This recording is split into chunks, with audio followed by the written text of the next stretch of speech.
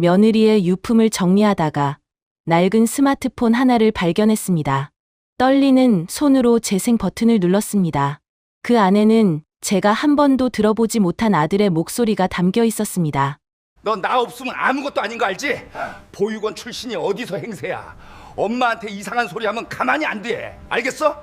저는 그 자리에서 경찰에 전화했습니다. 제 손으로 제 아들을 신고하기 위해서요. 안녕하세요, 구독자 여러분. 오늘도 찾아와 주셔서 감사합니다. 여러분은 지금 어디에서 무엇을 하며 이 이야기를 듣고 계신가요? 출퇴근길 지하철 아닌지, 집에서 쉬면서인지, 아니면 밤에 잠들기 전인지 댓글로 남겨주세요. 그곳으로 큰 행운이 깃들길 진심으로 바라겠습니다. 여러분의 댓글 하나하나가 저에게 큰 힘이 됩니다. 그리고 사연 시작 전 구독과 좋아요 꼭 눌러주시면 감사하겠습니다. 안녕하세요. 저는 올해 65살이 된 평범한 여자입니다. 오늘 제가 들려드릴 이야기는 차마 입 밖으로 꺼내기조차 힘든 제 아들과 며느리에 관한 이야기입니다. 아직도 이 일을 떠올리면 가슴 한쪽이 먹먹하게 내려앉습니다. 누군가에게 털어놓지 않으면 평생 이 무게를 안고 살아야 할 것 같아 용기를 내어 이렇게 글로 남겨봅니다. 제 인생은 순탄하지 않았습니다. 24살에 결혼한 남편은 처음엔 성실한 사람이었습니다. 작은 철물점을 운영하며 알뜰하게 살림을 꾸렸고, 아들 성준이가 태어났을 때는 세상을 다 가진 것처럼 행복했습니다. 그때만 해도 우리 가족에게 이런 불행이 찾아오리라곤 상상조차 못했습니다. 문제는 성준이가 초등학교에 입학하던 해부터 시작됐습니다. 남편이 지인의 꼬임에 넘어가 도박에 손을 댄 겁니다. 처음에는 소소하게 화투를 치는 정도였는데 점점 판돈이 커지더니 나중에는 사채까지 끌어다 쓰게 됐습니다. 제가 아무리 말려도 소용없었습니다. 급기야 철물점까지 넘어가고 집에는 빚쟁이들이 들이닥치기 시작했습니다. 그 시절 성준이는 겨우 8살이었습니다. 낯선 아저씨들이 집에 와서 소리를 지르고 물건을 집어 던지는 모습을 그 어린 눈으로 다 지켜봤습니다. 아이는 점점 말수가 줄었고 학교에서도 친구들과 어울리지 못했습니다. 그런 아들을 볼 때마다 가슴이 찢어지는 것 같았습니다. 결국 저는 결단을 내렸습니다.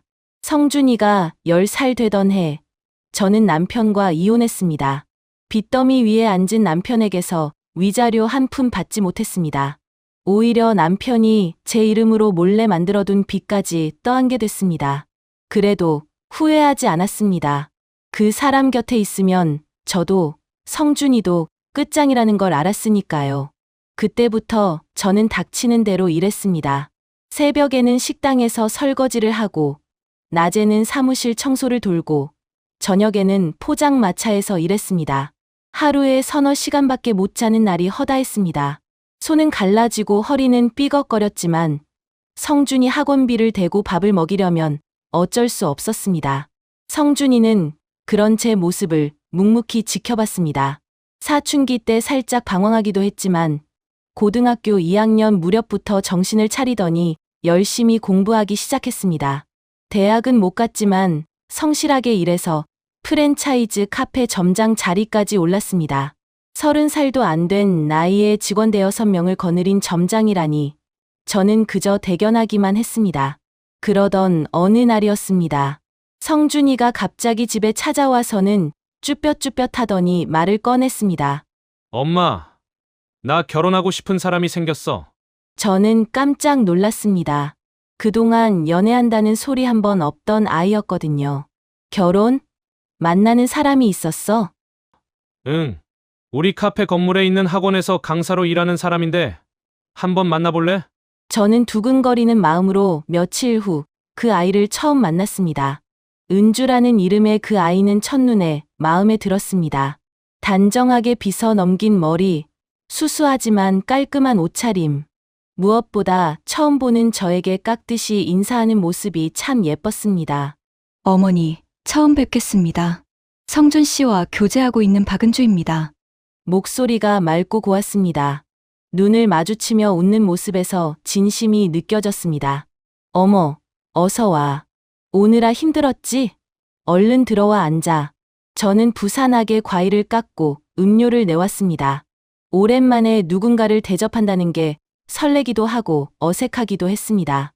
식사를 마치고 이런저런 이야기를 나누던 중 저는 조심스럽게 물었습니다. 은주 씨는 부모님이 어디 계시니? 순간 은주의 표정이 살짝 어두워졌습니다. 그러더니 이내 담담하게 대답했습니다. 저는 어릴 때 부모님을 여의고 보육원에서 자랐어요. 그래서 친정이랄 게 없습니다. 가슴이 덜컥 내려앉았습니다. 이 예쁜 아이가 그런 아픔을 안고 살아왔구나. 얼마나 외롭고 힘들었을까. 저도 모르게 은주의 손을 덥석 잡았습니다. 아이고, 그랬구나. 고생 많았겠다. 아니에요. 오히려 그래서 일찍 독립하고 제 힘으로 살아가는 법을 배웠어요. 성준 씨가 어머니 혼자 고생하시며 키우셨다고 하셨는데 어머니도 참 대단하세요. 이 아이는 불행을 원망하지 않고 담담하게 받아들이고 있었습니다. 그런 은주가 기특하기도 하고 한편으로는 더 애처롭게 느껴졌습니다. 그날 저는 마음속으로 다짐했습니다. 이 아이에게 내가 친정엄마가 되어주겠다고.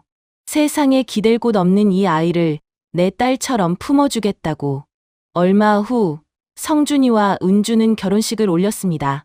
호화로운 예식장 대신 작은 웨딩홀에서 소박하게 치렀습니다. 하객도 많지 않았지만 두 사람의 얼굴에는 행복이 가득했습니다. 특히 웨딩드레스를 입은 은주의 모습은 참으로 아름다웠습니다. 돌아가신 제 엄마 생각이 났습니다. 살아계셨다면 이 모습을 보시고 얼마나 좋아하셨을까. 저는 그동안 모아둔 3천만 원을 아들 부부에게 내밀었습니다. 많지 않지만 신혼집 전세금에 보태렴. 엄마가 해줄 수 있는 게 이것밖에 없구나. 어머니, 이건 너무 큰 돈이에요. 저희가 어떻게 이걸 받아요? 은주가 손사래를 쳤습니다. 눈시울이 붉어진 게 보였습니다. 받아. 니들 잘 살라고 주는 거야. 대신 아프지 말고, 싸우지 말고, 오래오래 행복하게 살아라. 성준이가 멋쩍게 웃으며 돈을 받았습니다. 옆에서 은주가 연신 고개를 숙이며 고맙다고 했습니다. 그 모습이 어찌나 예쁘던지 진작 딸을 낳을 걸 하는 생각이 들었습니다. 신혼집은 제 집에서 버스로 2정거장 거리에 얻었습니다.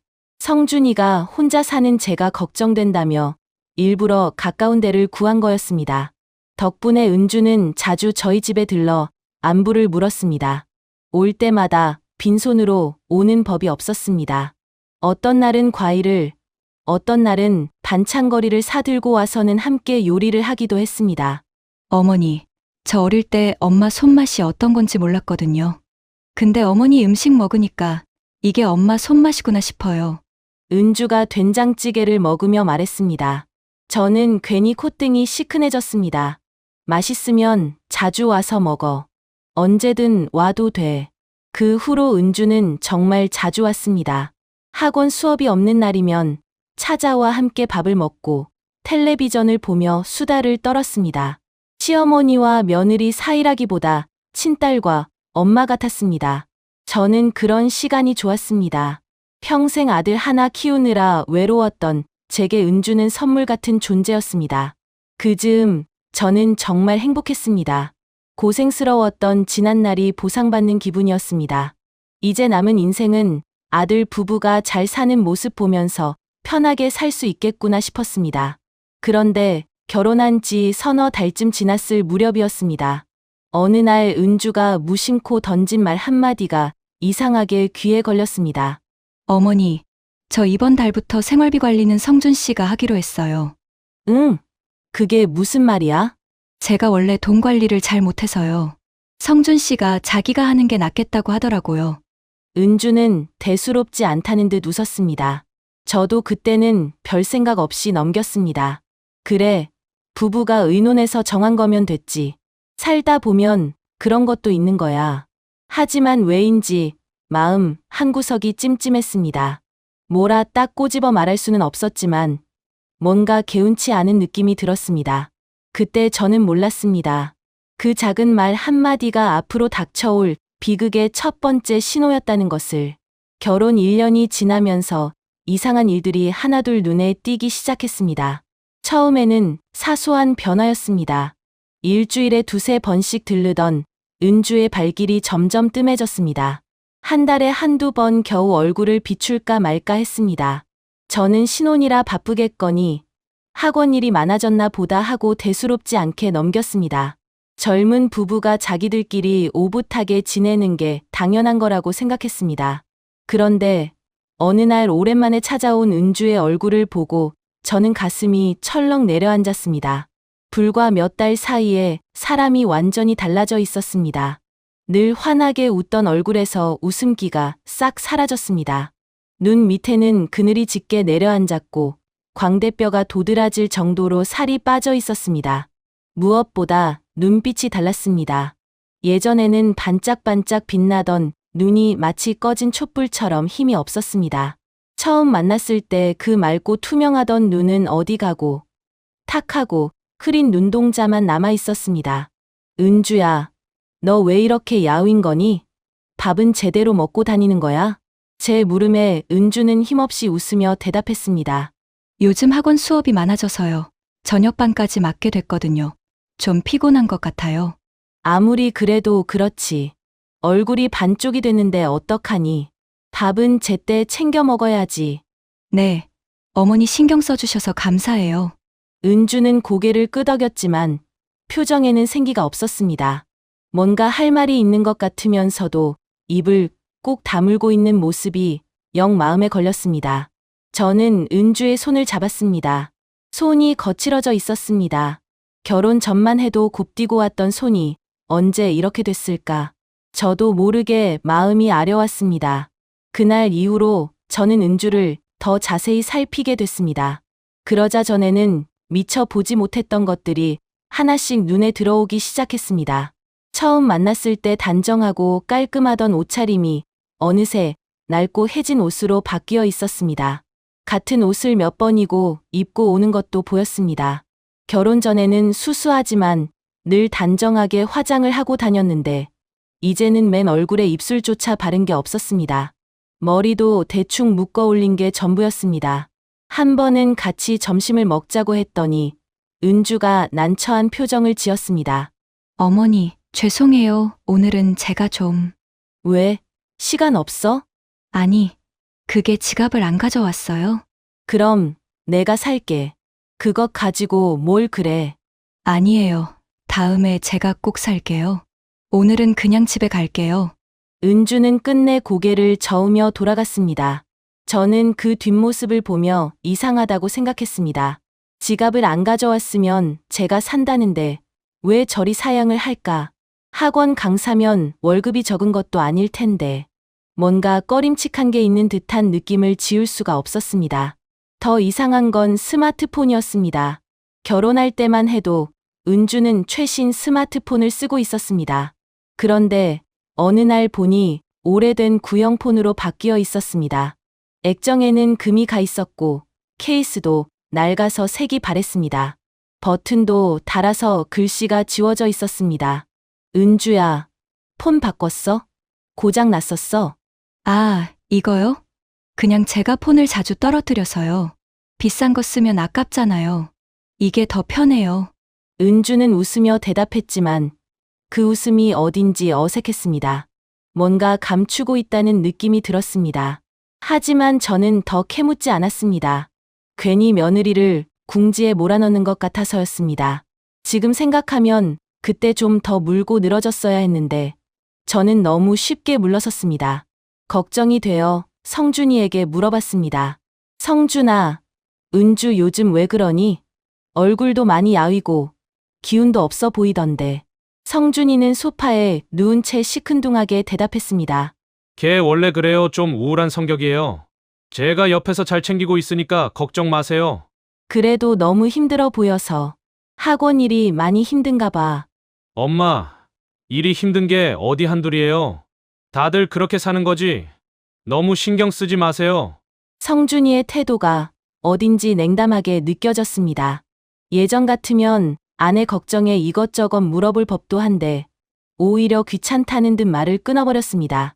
눈도 마주치지 않고 휴대폰만 들여다보고 있었습니다. 저는 마음이 편치 않았지만 부부 사이 일에 함부로 끼어드는 것도 아닌 것 같아 더는 말을 잇지 못했습니다. 그 후로도 은주의 상태는 나아지지 않았습니다. 오히려 점점 더 심해지는 것 같았습니다. 어쩌다 만나면 말수가 부쩍 줄어 있었고 눈을 잘 마주치지 않았습니다. 무슨 말을 해도 건성으로 대답하고 금방 멍하니 허공을 바라보곤 했습니다. 예전에 저와 도란도란 이야기 나누던 모습은 온데간데 없었습니다. 마치 껍데기만 남은 사람 같았습니다. 겉모습은 은주인데 그 안에 있던 밝고 따뜻한 영혼은 어디론가 사라져버린 것 같았습니다. 어느 날은 제가 반찬을 싸들고 아들 집에 찾아갔습니다. 초인종을 눌렀는데 한참이 지나도 아무 대답이 없었습니다. 분명 오늘은 학원에 수업이 없는 날이라고 했는데 혹시 어디 아픈 건 아닐까 걱정이 되어 비밀번호를 누르고 문을 열었습니다. 문을 여는 순간 차갑고 퀴퀴한 공기가 확 밀려왔습니다. 환기를 오래 안 한 냄새였습니다. 집 안은 온통 어둠에 잠겨 있었습니다. 커튼이 닫혀 있어 한낮인데도 빛 한 줄기 들어오지 않았습니다. 거실의 불도 켜지 않은 채 모든 게 정지해 있는 것 같았습니다. 싱크대에는 설거지하지 않은 그릇들이 쌓여 있었고 거실 바닥에는 옷가지들이 아무렇게나 널려 있었습니다. 깔끔하던 은주가 이럴 리 없는데 순간 등골이 서늘해졌습니다. 은주야? 집에 있니?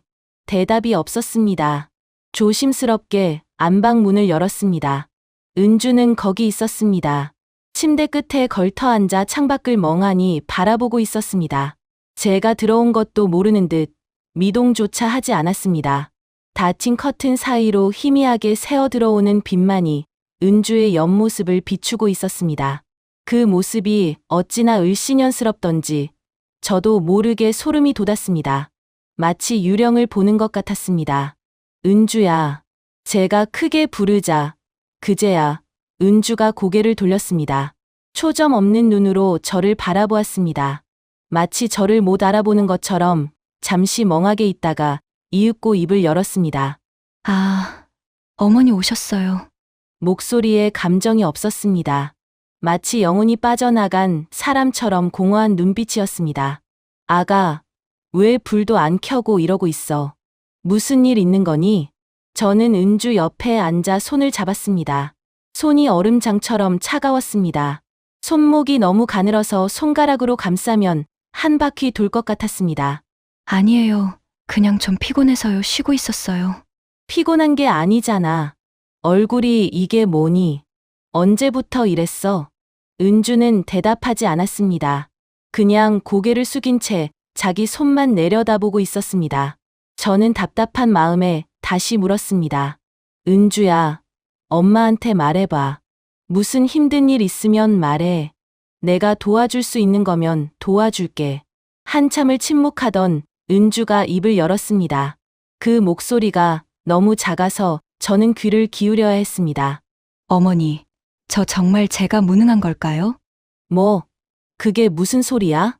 제가 뭘 해도 안 되는 사람인 걸까요? 성준 씨 말대로 제가 진짜 쓸모없는 인간인 건지. 저는 깜짝 놀랐습니다. 은주의 입에서 그런 말이 나올 줄은 상상도 못했습니다. 심장이 쿵 하고 내려앉는 것 같았습니다. 아가, 무슨 소리를 하는 거야? 내가 왜 무능해? 누가 그런 소리를 해? 그 순간 은주의 눈에서 눈물이 주르륵 흘러내렸습니다. 소리 없이 우는 모습이 너무나 처연했습니다. 저는 당황해서 은주를 끌어안았습니다. 앙상하게 마른 어깨가 손에 잡혔습니다. 뼈만 남은 것 같은 어깨가 떨리고 있었습니다. 울지 마. 응. 무슨 일인지 엄마한테 말해봐. 하지만 은주는 갑자기 눈물을 훔치며 몸을 빼냈습니다. 아, 아니에요. 어머니 제가 괜한 소리 했네요. 요즘 너무 피곤해서 그래요. 신경 쓰지 마세요. 은주야, 정말 괜찮아요. 어머니, 저 좀 더 쉴게요. 다음에 제가 찾아갈게요. 은주는 애써 웃음을 지어 보였습니다.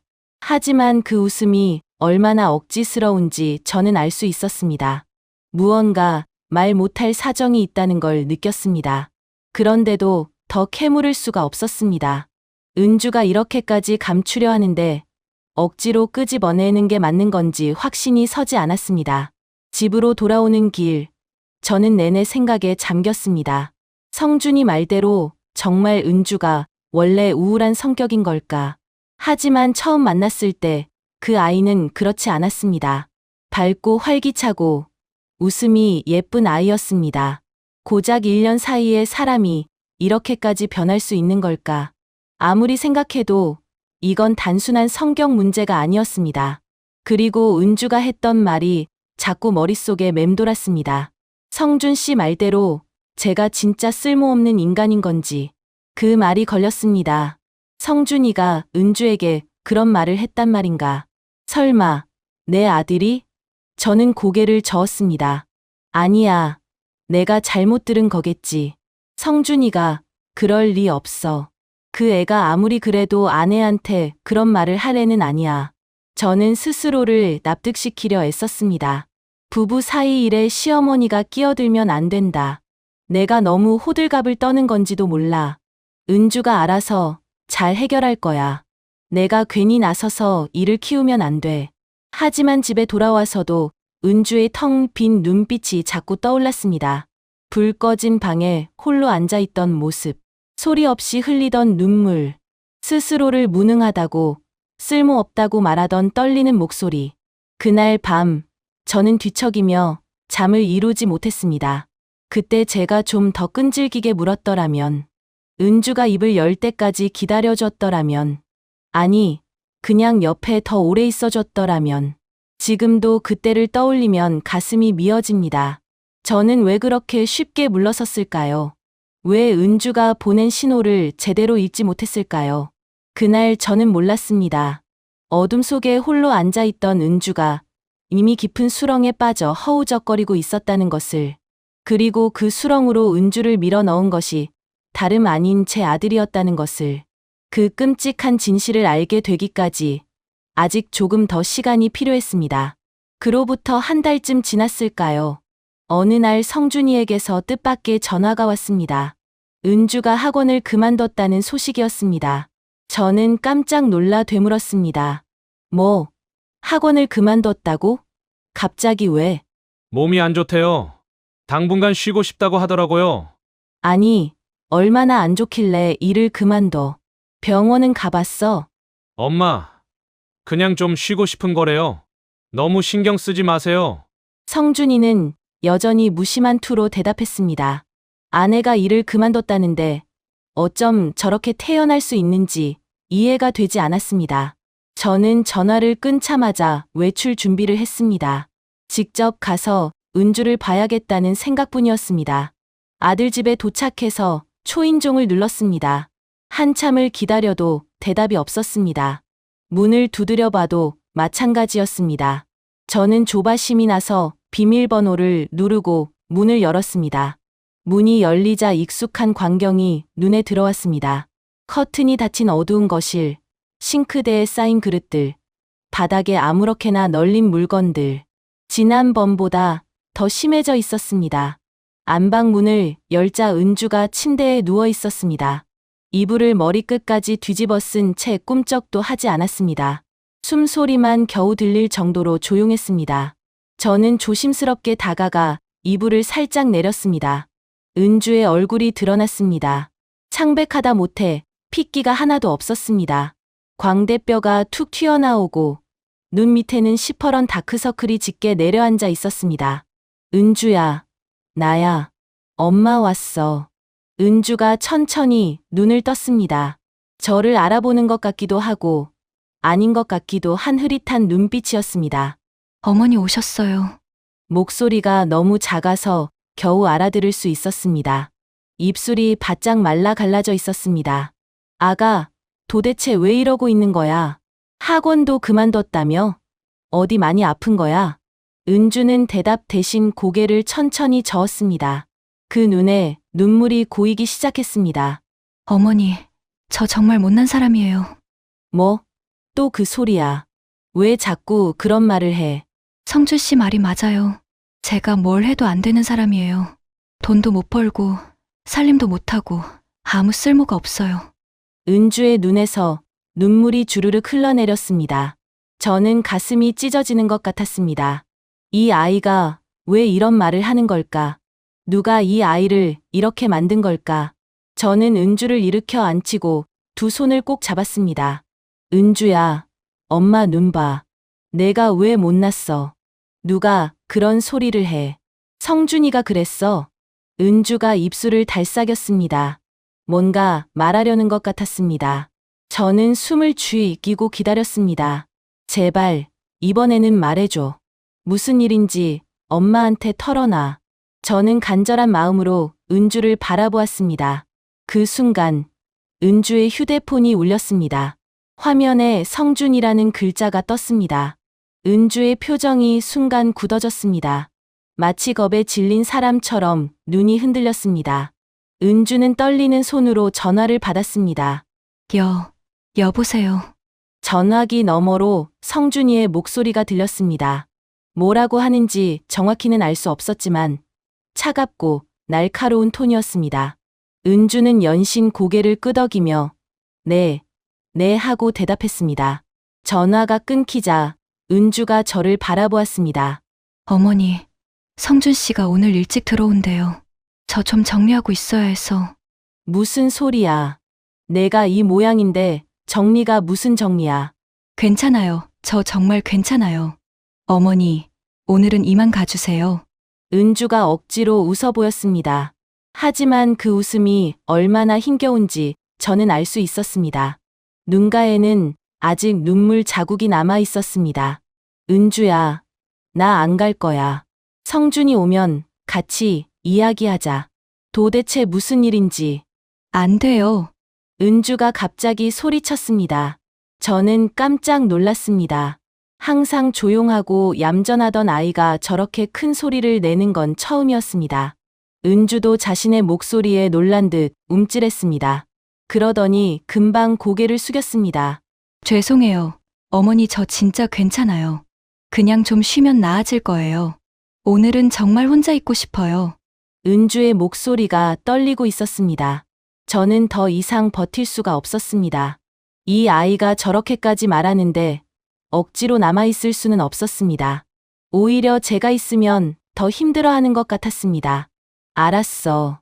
그럼 오늘은 갈게. 근데 은주야, 무슨 일 있으면 꼭 엄마한테 연락해. 알았지? 은주가 고개를 끄덕였습니다. 저는 무거운 발걸음을 옮겨 현관으로 향했습니다. 문을 열고 나가려는 순간 등 뒤에서 은주의 목소리가 들렸습니다. 어머니, 돌아보니 은주가 안방 문가에 서서 저를 바라보고 있었습니다. 눈에 눈물이 그렁그렁 맺혀 있었습니다. 그동안 감사했어요. 가슴이 철렁 내려앉았습니다. 왜인지 그 말이 마지막 인사처럼 느껴졌습니다. 저는 다시 돌아가야 할 것 같은 예감이 들었습니다. 하지만 은주는 이미 안방 문을 닫아버렸습니다. 집으로 돌아오는 내내 마음이 불안했습니다. 은주의 마지막 말이 자꾸 귓가에 맴돌았습니다. 그동안 감사했어요. 그 말이 왜 그렇게 무겁게 느껴지는 걸까? 저는 집에 도착해서도 불안한 마음을 떨칠 수 없었습니다. 밤새 뒤척이다가 새벽이 되어서야 겨우 잠이 들었습니다. 다음 날 아침, 저는 은주에게 전화를 했습니다. 신호음이 계속 울렸지만 받지 않았습니다. 오후에 다시 걸어도 마찬가지였습니다. 문자를 보내도 답이 없었습니다. 불안한 마음에 성준이에게 전화했습니다. 성준아, 은주 연락이 안 되는데 괜찮은 거니? 몰라요. 저 일하느라 바빠서 아직 집에 못 갔어요. 아니, 아내가 저 모양인데 어떻게 그럴 수 있어? 엄마, 왜 그래요? 걔 원래 연락 잘 안 받아요. 나중에 제가 확인해 볼게요. 성준이는 여전히 무심했습니다. 저는 도저히 그냥 있을 수 없어서 직접 아들 집으로 향했습니다. 발걸음이 저절로 빨라졌습니다. 가슴이 콩닥콩닥 뛰고 손에 땀이 났습니다. 제발 아무 일도 없기를, 내가 괜히 걱정하는 거이길 기도하며 달렸습니다. 아들 집에 도착해서 초인종을 눌렀습니다. 대답이 없었습니다. 문을 두드렸습니다. 역시 아무 소리도 들리지 않았습니다.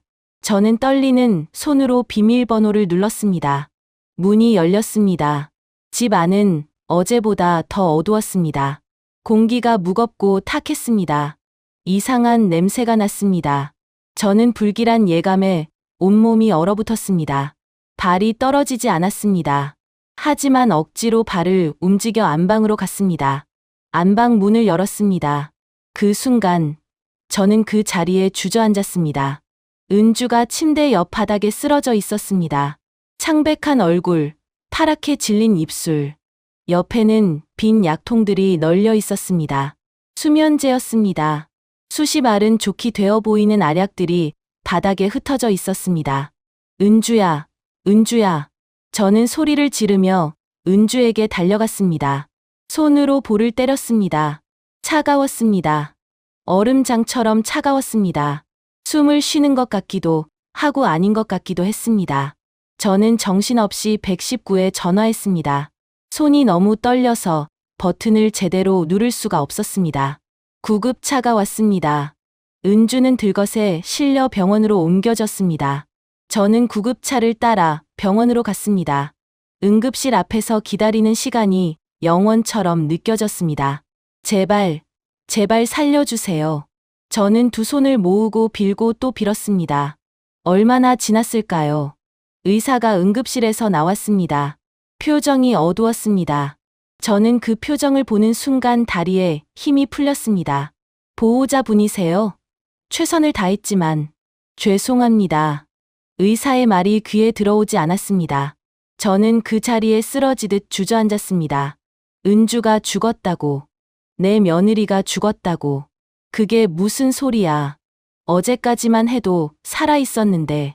나한테 감사하다고 했는데. 왜 이런 일이. 장례는 조용히 치러졌습니다. 은주는 고아였기에 문상객도 많지 않았습니다. 학원 동료 몇 명이 조문을 왔다가 갈 뿐이었습니다. 저는 영정사진 속 은주를 보며 계속 눈물을 흘렸습니다. 환하게 웃고 있는 사진이었습니다. 결혼할 때 찍은 사진이었습니다. 그때만 해도 이렇게 행복해 보였는데 왜 이렇게 됐을까? 왜 이 아이는 이렇게 허망하게 떠나야 했을까? 그런데 이상한 건 성준이었습니다. 장례식장 내내 성준이는 눈물 한 방울 흘리지 않았습니다. 슬퍼하기보다는 어딘가 지친 것 같은, 아니 솔직히 말하면 무심한 표정이었습니다. 아내가 죽었는데 어떻게 저럴 수 있을까? 저는 이해가 되지 않았습니다. 충격을 받아서 눈물도 안 나오는 건가 싶었습니다. 마지막 날 밤이었습니다. 조문객이 다 돌아가고 장례식장이 텅 비었습니다. 저는 화장실에 다녀오다가 빈소 앞에 서 있는 성준이를 보았습니다. 성준이는 은주의 영정 사진을 멍하니 바라보고 있었습니다. 저는 아들에게 다가가려다가 걸음을 멈췄습니다. 성준이가 입을 열었기 때문입니다. 이제 좀 편해졌네. 저는 귀를 의심했습니다. 지금 뭐라고 한 거지? 편해졌다고? 아내가 죽었는데 편해졌다고? 저는 그 자리에 얼어붙었습니다. 성준이는 제가 있는 줄도 모르고 계속 중얼거렸습니다. 지긋지긋했어. 이제 진짜 끝났네. 그 순간 제 머릿속에서 뭔가가 부서지는 소리가 났습니다. 내 아들이 방금 뭐라고 했지? 아내의 죽음 앞에서 편해졌다고 했어. 지긋지긋했다고 했어. 저는 그 자리에서 한 발짝도 움직일 수 없었습니다. 장례를 마친 후 저는 은주의 유품을 정리하기로 했습니다. 성준이에게 내가 대신 정리해주겠다고 했습니다. 아내의 물건을 보면 힘들 테니 차라리 내가 하는 게 낫겠다고 생각했습니다. 물론 그때만 해도 저는 성준이가 슬픔을 감추고 있다고 믿었습니다. 장례식장에서 들은 그 말은 혹시 제가 잘못 들은 건 아닐까 스스로를 의심하고 있었습니다. 아들 집에 들어서니 은주의 흔적이 곳곳에 남아 있었습니다. 거실에 걸린 결혼 사진, 싱크대 위에 놓인 찻잔, 베란다에 말라버린 화분. 은주가 얼마나 정성스럽게 이 집을 가꾸려 했는지 느껴졌습니다. 그런데도 이 집은 어둡고 차가웠습니다. 마치 오래전부터 사람의 온기가 사라진 것 같았습니다. 안방으로 들어가 옷장을 열었습니다. 옷이 많지 않았습니다. 낡고 해진 옷 몇 벌이 전부였습니다. 결혼할 때 입었던 예쁜 옷들은 어디로 간 걸까? 서랍을 열어보니 속옷과 양말이 몇 개 있었고 화장품은 거의 없었습니다. 로션 하나, 립밤 하나가 전부였습니다. 젊은 여자가 이렇게 살았다는 게 믿기지 않았습니다. 서랍 맨 밑을 뒤지다가 손에 뭔가가 잡혔습니다. 은주의 구형 스마트폰이었습니다. 액정에 금이 간 그 낡은 휴대폰. 저는 잠시 망설이다가 전원 버튼을 눌렀습니다. 혹시 은주가 남긴 메시지가 있을지도 모른다는 생각이 들었습니다. 다행히 배터리가 조금 남아 있었는지 화면이 켜졌습니다. 잠금 화면이 없었습니다. 바탕화면에는 앱이 몇 개 없었습니다. 카카오톡, 전화, 카메라, 그리고 눈에 띄는 것이 하나 있었습니다. 음성 녹음 앱이었습니다. 저는 무심코 그 앱을 눌렀습니다. 녹음 파일이 수십 개나 저장되어 있었습니다. 날짜를 보니 결혼 후 6개월째부터 시작해서 은주가 세상을 떠나기 며칠 전까지 이어져 있었습니다. 저는 떨리는 손으로 가장 오래된 파일을 재생했습니다. 처음에는 잡음만 들렸습니다. 그러다가 익숙한 목소리가 들려왔습니다. 성준이 목소리였습니다. 야, 이번 달 월급 얼마야? 통장 찍어서 보내. 이번 달은 320만 원이에요. 은주의 목소리였습니다. 작고 떨리는 목소리. 320. 정내 애휴. 됐어, 다 보내. 내가 관리할 테니까. 성준 씨, 저도 좀 쓸 돈이. 내가 돈 관리하면 또 쓸데없는 데 쓸 거잖아. 내가 뭘 안다고. 그냥 내가 하는 대로 해. 녹음이 끊겼습니다. 저는 멍하니 휴대폰을 바라보았습니다. 방금 들은 게 진짜인가? 내 아들이 아내 월급을 전부 빼앗고 있었다고? 다음 파일을 재생했습니다. 너 친정도 없는 게 뭐가 자랑이야. 갈 데도 없으면서. 나 아니면 누가 너 같은 거 걷어줘? 성준 씨, 왜 그런 말을. 사실이잖아. 보육원 출신이 어디서 행세야. 내가 주워온 거나 다름없는데 좀 고마워할 줄 알아? 심장이 쿵쿵 뛰었습니다. 손이 떨렸습니다. 저는 이를 악물고 다음 파일을 눌렀습니다. 성준 씨, 이번 달 생활비 좀만 화장품 하나 사고 싶어서. 화장품. 내 얼굴에 뭘 발라도 그게 그거야. 돈 낭비하지 마. 그래도 로션이 다 떨어져서. 에이, 짜증 나. 맨날 돈. 내가 벌어온 돈이 뭐가 있다고 그래. 다 내가 관리해주니까 먹고 사는 거지. 저는 더 이상 앉아 있을 수가 없었습니다. 온몸이 떨렸습니다. 내 아들이, 내가 키운 아들이 이런 짓을 하고 있었다니. 은주의 월급을 빼앗고, 인격을 짓밟고, 한 푼도 쓰지 못하게 했던 거였습니다. 손이 떨렸지만 다음 파일을 눌렀습니다. 엄마한테 이상한 소리 하면 가만 안 둬. 알았어? 네, 알았어요.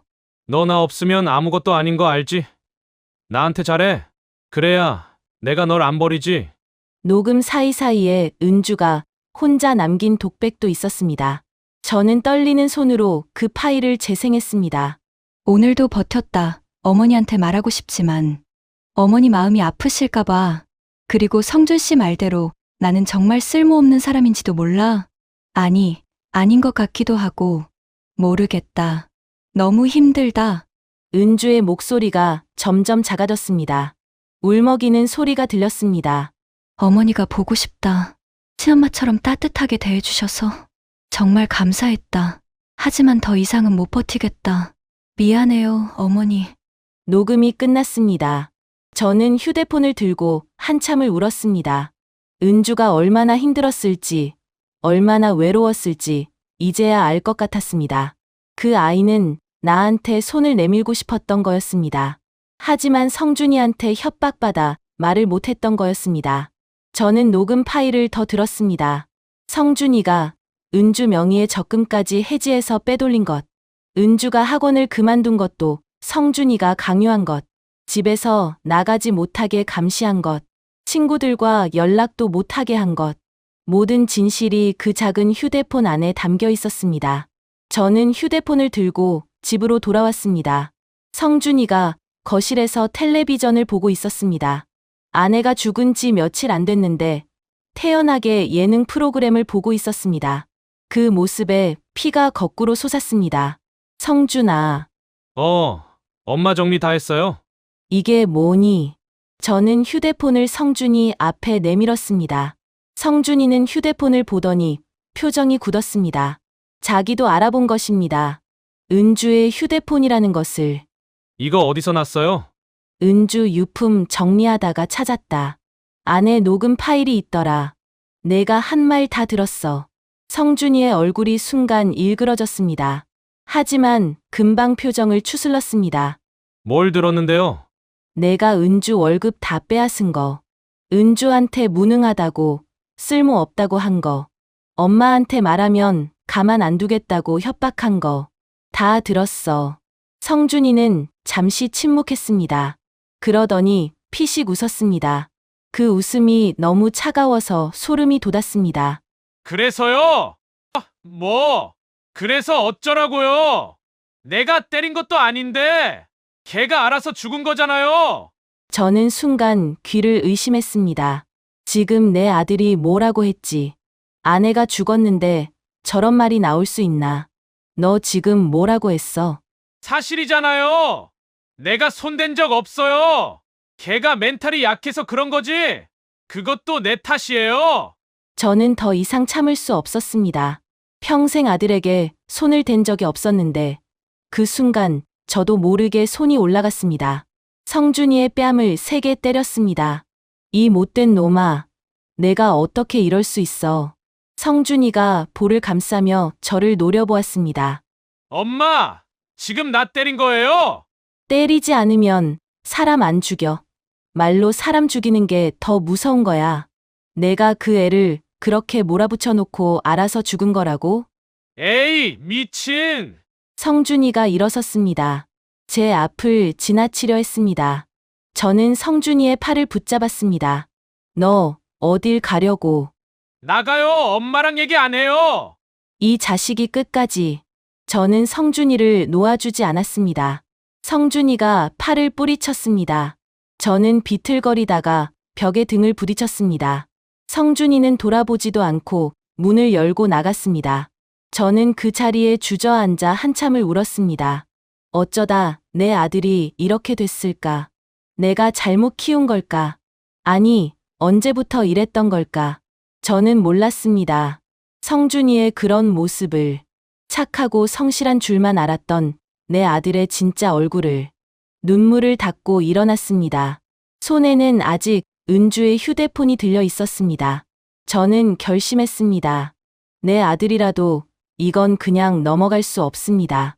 은주를 죽음으로 몰아넣은 건 분명 성준이입니다. 직접 손을 대지 않았어도 그 아이를 서서히 죽인 건 성준이의 말과 행동이었습니다. 법적으로 어떻게 될지는 모르겠지만 최소한 진실은 밝혀져야 한다고 생각했습니다.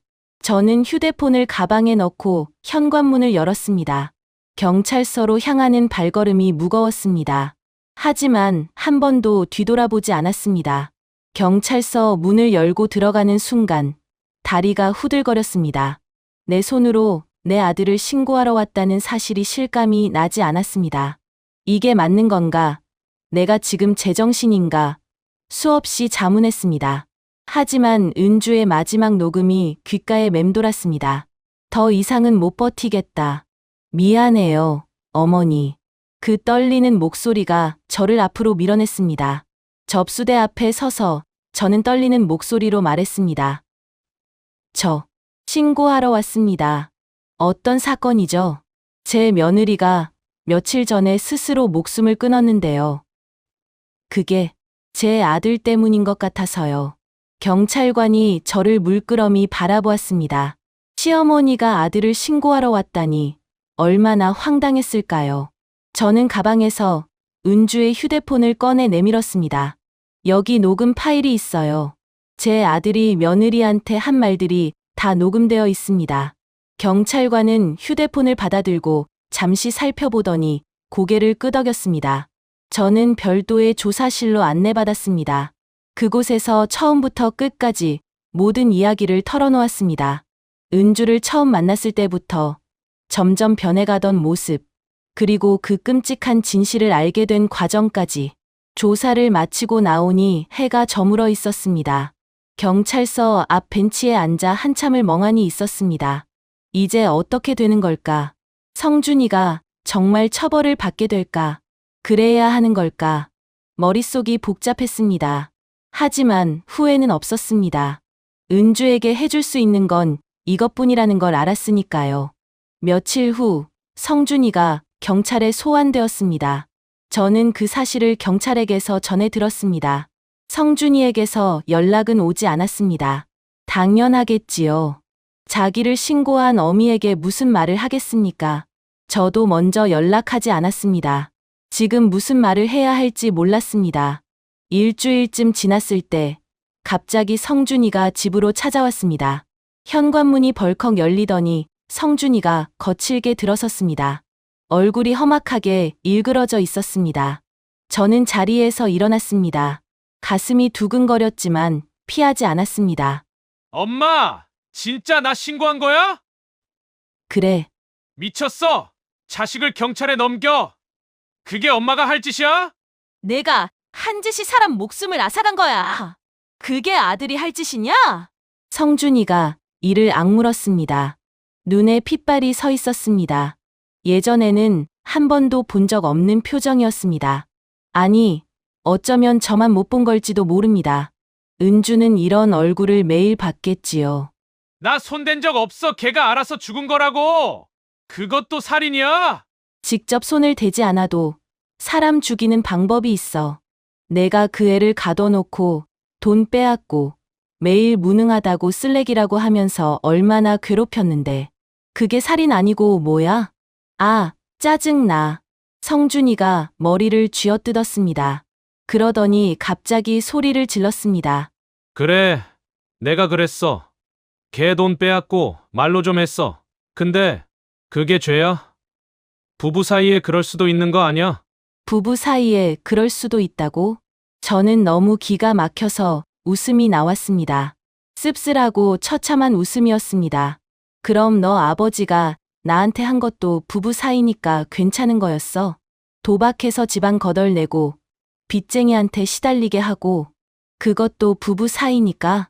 그거랑 이거랑 뭐가 같아요? 똑같아. 아니, 넌 더 나빠. 내 아버지는 최소한 손으로 때리기라도 했지. 넌 말로 때렸어. 보이지 않게, 증거 안 남게. 더 비겁하고 더 악랄한 거야. 성준이가 입을 다물었습니다. 저는 아들을 똑바로 바라보았습니다. 나는 내가 아버지 닮을까봐 얼마나 걱정했는지 몰라. 그래서 더 잘 키우려고 했어. 근데 넌 아버지보다 더한 인간이 됐구나. 주먹이 아니라 말로 사람 죽이는 건 더 무서운 거야. 맞으면 도망이라도 가지. 말로 세뇌당하면 도망갈 생각조차 못하거든. 성준이의 눈빛이 흔들렸습니다. 하지만 금방 다시 굳어졌습니다. 그래서 엄마는 날 감옥에 보내고 싶은 거야? 자식을?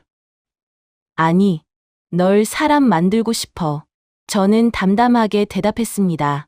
성준이가 멈칫했습니다. 죄를 지으면 벌을 받아야 해.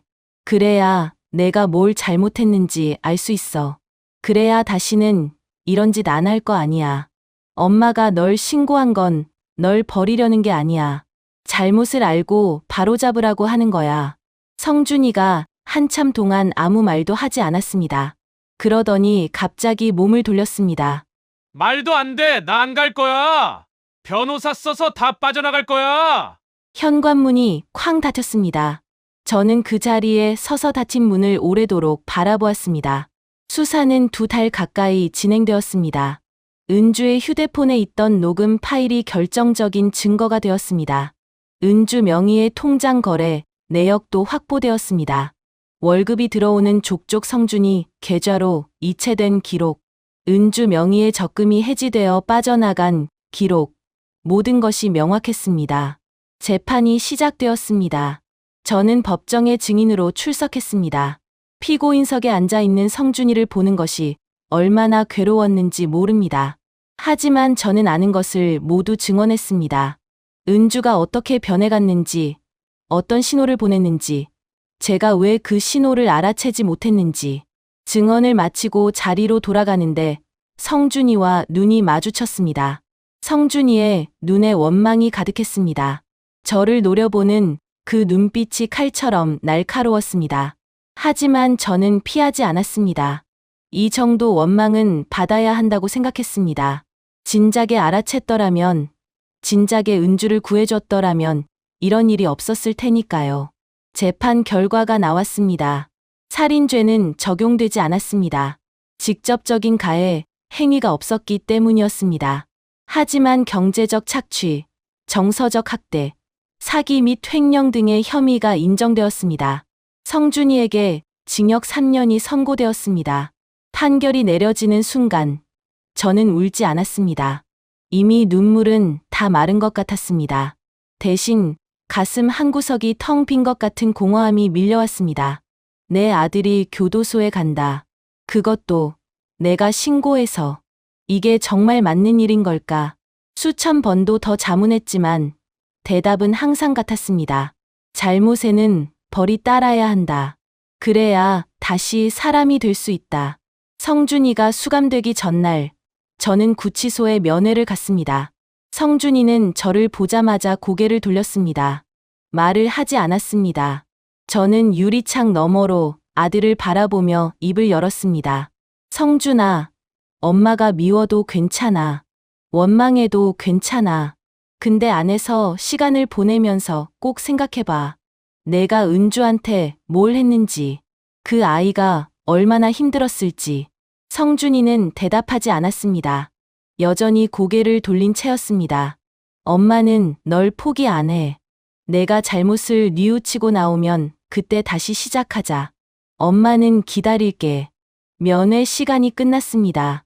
성준이는 끝내 저를 쳐다보지 않았습니다. 저는 무거운 발걸음을 옮겨 구치소를 나섰습니다. 그로부터 1년이 지났습니다. 오늘은 은주의 기일입니다. 저는 꽃을 사들고 납골당으로 향했습니다. 은주의 유골함 앞에 꽃을 놓고 두 손을 모았습니다. 은주야, 엄마 왔어. 벌써 1년이 지났네. 대답은 없었습니다. 당연히 없겠지요. 하지만 저는 계속 말을 이었습니다. 그때 엄마가 더 빨리 알아챘어야 했는데 내가 보내는 신호를 왜 몰랐을까? 엄마가 바보였어. 정말 미안해. 눈물이 흘러내렸습니다.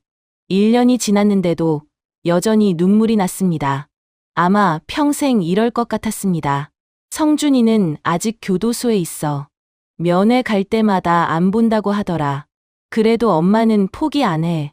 그 애가 진심으로 뉘우치는 날이 오겠지. 언젠가는. 저는 유골함을 쓰다듬었습니다. 차가운 대리석이 손에 닿았습니다.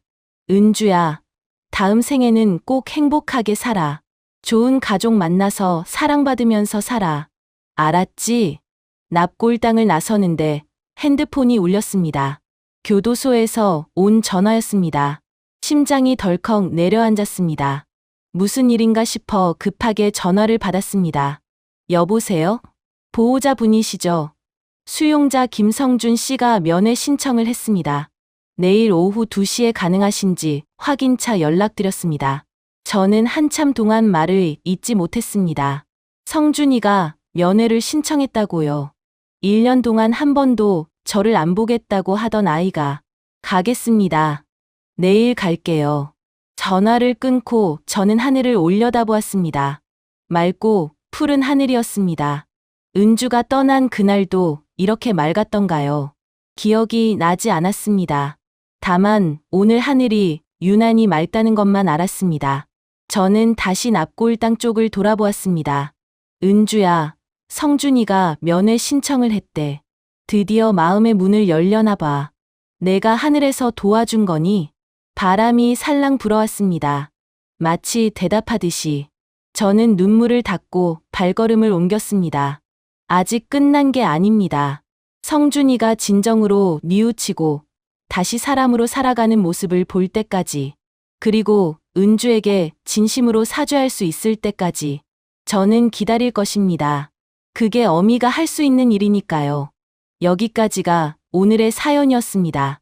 사랑하는 사람을 지키지 못했다는 죄책감. 그리고 내 손으로 내 아들을 신고해야 했던 어미의 마음. 여러분은 어떻게 느끼셨나요?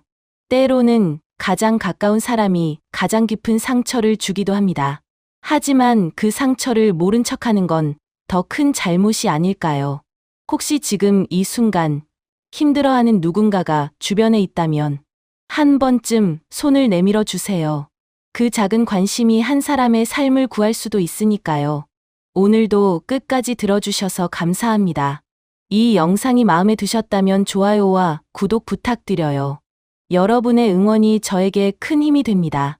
그럼 다음 사연에서 다시 만나요. 좋은 밤 되세요.